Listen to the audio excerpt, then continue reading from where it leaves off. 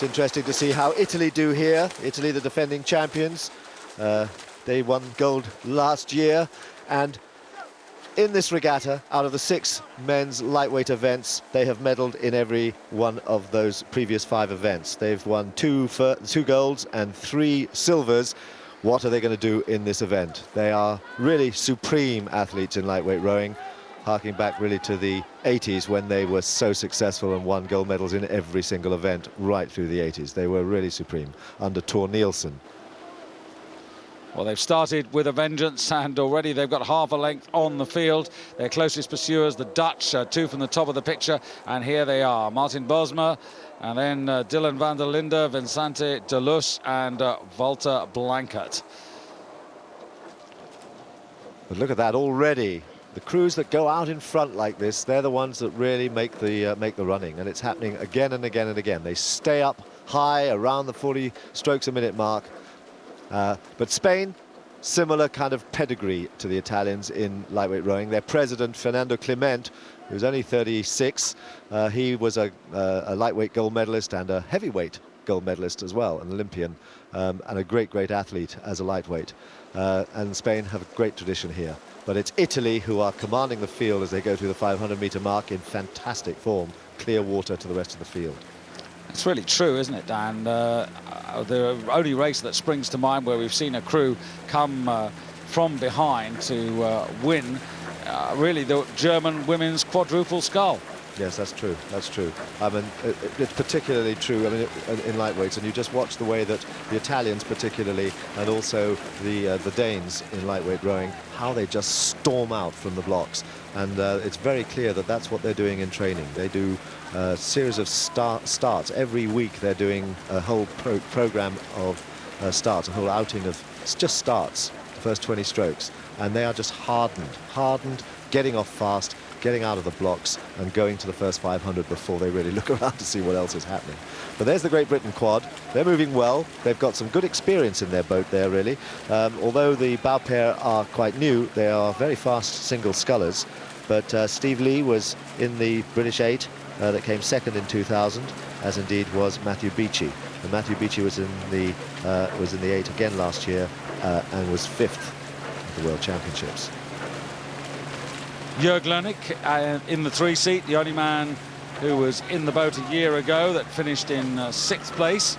So effectively it's a new combination, but the Italians, well, the race is won, isn't it, Dan? Nobody's going to come back and snatch this away from them. Well, this is 6 medals in 6 events in this lightweight regatta here at this for the Italians. Look at the aggression. The legs. Watch the legs just drive down, and then the body's following through to finish off the stroke. Everything there to move the boat along, not bouncing the boat at all, because they sit low in the boat. They work very horizontally. They don't bounce the boat at all. So they sit low, drive it horizontally, and there's nothing really to slow the boat down.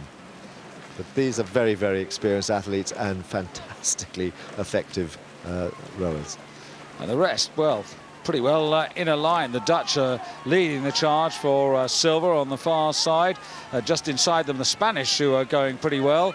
Then the British, 2 from the bottom of the picture, and the yellow bow, well, that's Germany closest to you. And only the United States at the moment on the far side in lane number 1 are trailing. The other medals could go any which way, but there's only one way and one destination for the gold medal, and that's Italy. Absolutely, but look at Spain. Spain on their home water here. They've just got on the bridge and know exactly every inch of this water. This is where they train. They're up at 40 strokes a minute. They really want to bring home a good medal here for the home crowd. It's Italy, though, who are so far out in front, so accurate with their sculling as they go into the last 500 metres. Oh, nearly 3 lengths ahead. Well, it's an astonishing margin that they have over the field, but as you rightly said, it's the Spanish with Alberto Dominguez, Carlos Loriente, Juan Luis Aguirre and Jose Martin, who are the four men who are getting ever closer to the Dutch, and that's the bow of the British quadruple scull, and they're not out of the medal fight either. Meanwhile, the Italians are approaching the line as these three crews now vie for 2 medals. The Dutch still looking pretty composed, but the Spanish, well, they may be inspired, Dan, because they're going to get a big roar any moment now, and that may just help to lift them past the Dutch. You never know. The British are almost on terms as well, and we have 3 going for 2 medals. Now, can the British get up there? Here go the Spanish. They've got in front of the Dutch. The Dutch seemingly not able to respond. Now, can the British move up? I don't think so. The Spanish are really toughing this out, sprinting for dear life in the last 100 metres. Less than that now to the line.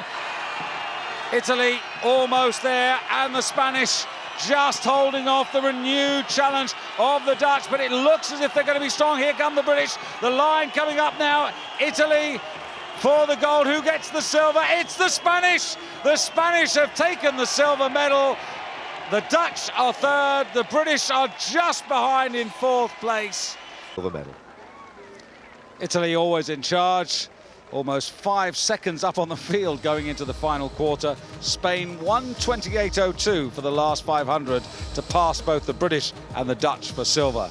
So Italy make it 8 victories in 14 attempts, a fact that at this moment will not be of the slightest interest to Filippo Manucci, Luca Moncada, Daniel Gilardoni and Emmanuel Federici.